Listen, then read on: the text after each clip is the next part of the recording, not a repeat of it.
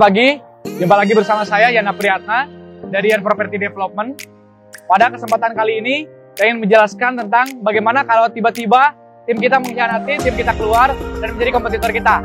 Apakah kita wajib sakit hati dan sebagainya, gitu ya. Tapi sebelum lanjut pada sharing kali ini, silakan Anda bisa like, comment, subscribe, atau Anda bisa sebarkan video di bawah ini sehingga akhirnya bisa menginspirasi banyak orang, gitu ya.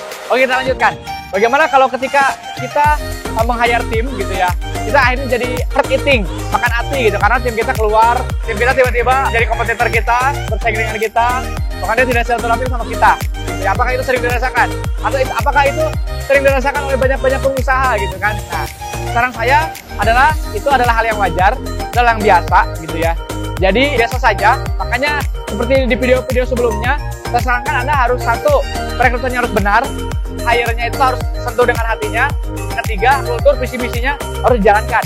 Tapi kalau menemukan itu ya biasa-biasa saja gitu ya. Justru ketika no hard feeling, justru ketika ada kejadian itu ya setiap orang pasti mengalami gitu. Dan apakah ketika kita mengalami itu kita tidak akan pernah merekrut karyawan? Jadi intinya gimana caranya kalau kita membuka bisnis tidak akan ada orang yang pernah sakit hati, tidak akan pernah ada yang keluar, tidak akan pernah kita makan hati, tidak akan pernah kita sakit hati, tidak akan pernah kita merasa terhianati, dan tidak ada pesaing, tidak kompetitor. Caranya adalah tidak usah merekrut gitu. Tapi kan nggak mungkin gitu. Nggak mungkin kalau kita tidak usah merekrut. Jadi tetap kita harus merekrut. Bagaikan kita itu menyimpan bola-bola ke dalam lift. Lift itu kemudian naik ke atas.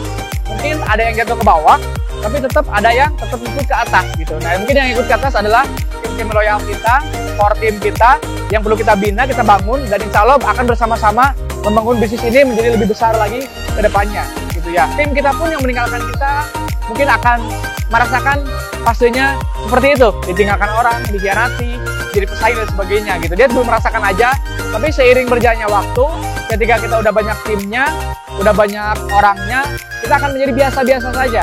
Itu adalah sebuah dinamika kantor yang biasa gitu ya. Jadi Anda jangan pernah merasa hard eating, makan hati gitu ya.